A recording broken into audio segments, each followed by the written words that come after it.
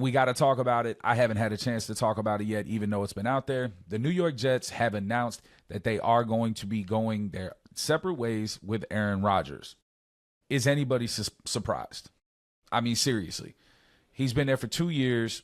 When he got there, he basically held the organization hostage. Brought in Nathaniel Hackett as an offensive coordinator. That didn't work out.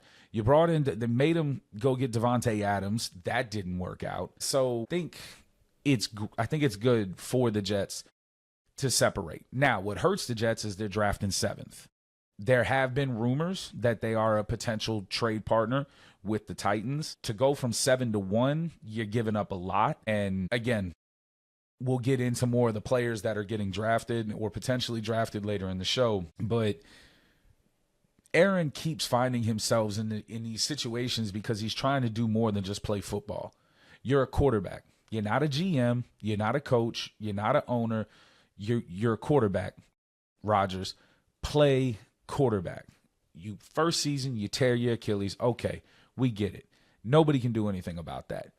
Second year, you're not really what I would consider. I mean, nobody would say that you played up to your best, right? Like, I'm pretty sure that anybody in their right mind would say that he best. He threw for almost 4,000 yards, but for Aaron Rodgers, that's a little low. 28 touchdowns, 11 interceptions, but had a QBR of 48. I mean, Kirk Cousins ended the season with a QBR higher than that. And it just seemed the whole time he was there, it just seemed disjointed. It didn't seem cohesive. Nobody seemed to be on the same page. I didn't understand wanting to bring in Nathaniel Hackett. He didn't have the same personnel. And I mean, they even brought in Lazard, Rodgers' first year in New York. He basically tried to turn it into the New York Packers. And it just didn't work out. There have been rumors that he has been linked to Tennessee. I'm going to tell you right now, if that bullshit happens, I'm taking all this off the wall. All of it. Okay? I don't want Rodgers. I don't want the problems. I don't want the distractions. I don't want him trying to come in our organization talking about who to bring, who to draft, who to sign. I don't want that. I would like if he's going to play again, which he says he wants to, maybe he stays in New York.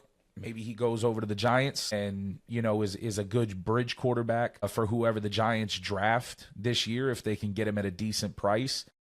What is the price for Aaron Rodgers? That's where I think a lot of GMs and maybe some head coaches are kind of looking and trying to figure out, because he's got to know he's only got maybe a year or two left in reality.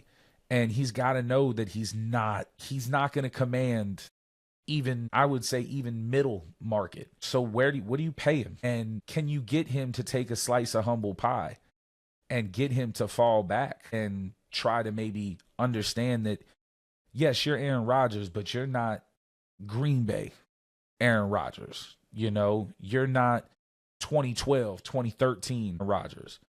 So curb your expectations of what you think you can do and how much power you think you should have with Aaron Rodgers. So I'm not going to spend a whole lot of time on him, but, the Jets said that they going their own way. We're going to see what happens.